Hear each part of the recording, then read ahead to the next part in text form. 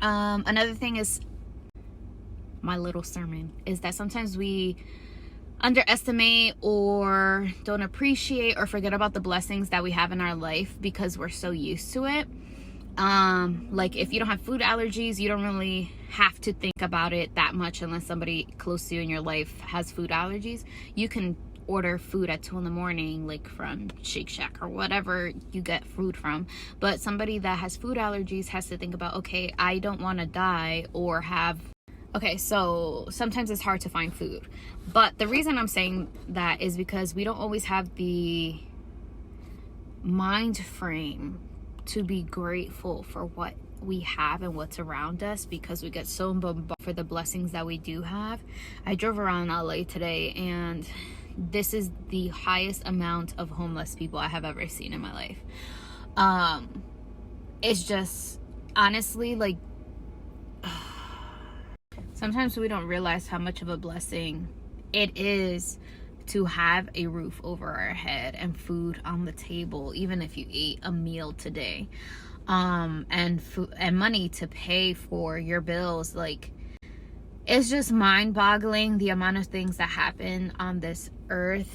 And I don't know, it's been on my heart for like probably like a week or two, like the world. But there's certain cities that I feel like God is really calling people to, and I don't know why this is on my mind right now, but God is calling certain people to move to certain cities. And if he's calling you to move to a certain place, be obedient, no matter like how crazy it may seem. And I'm talking from experience. It's not like I'm talking just like, oh, I'm pulling this out of thin air.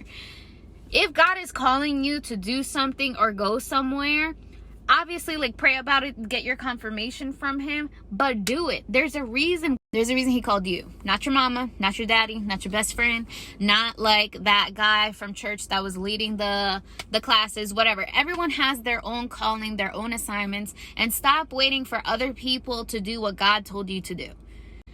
I'm getting very passionate, and I'm not going to apologize for it, because that's how I feel right now. And you know what? This is my personality, and I can't always be the toned down Steph, okay? Sometimes we all need a little bit of like push.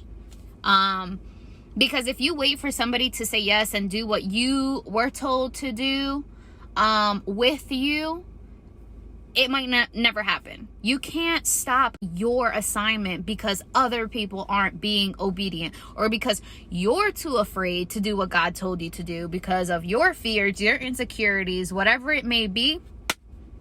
So I'm not saying that there's not going to be tough times. There are going to be tough times. There's tough times now, whether you're following God or not, or if you believe in God or not. But there's things and blessings waiting for you on the other side of you continuing to push forward.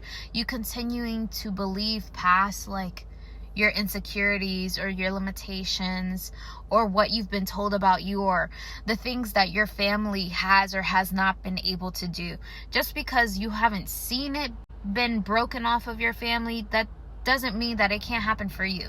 Just because people around you haven't been blessed in the way that God is calling you to be blessed, and all these things, and for you to be able to impact the lives of others, just because you haven't seen it, that doesn't mean he can't use you. You can be the first. You can be the voice. So don't let anything hold you back. I love y'all. I'm a special one, I tell you. I came on here to only talk about the good food. And I gave you food for your body and for your soul tonight. So I hope you're full. Peace out.